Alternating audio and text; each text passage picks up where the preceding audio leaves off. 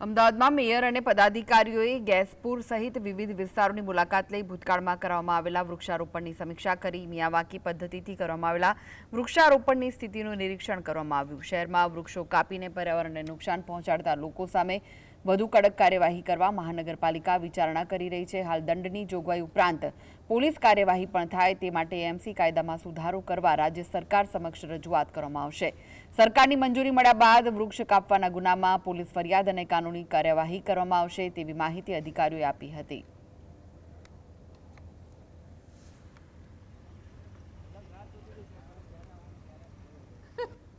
એજન્સીઓની સામે આપણે લાલાક કરેલી છે। ભૂતકાળમાં પણ એ લોકોને બહુ મોટી આપણે દંડની રકમો કરેલી છે અને ભરાવવા માટે એ લોકોને મજબૂર પણ કર્યા છે।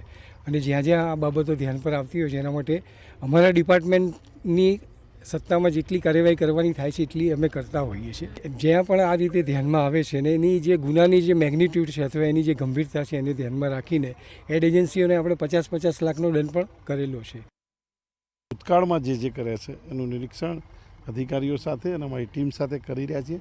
જ્યાં જરૂરિયાત લાગી ત્યાં નવી જગ્યાઓ પણ શોધવાનું સોંપ્યું છે કે જેથી કરીને આવતા વર્ષમાં આપણે વધુ વૃક્ષારોપણ કરી શકીએ।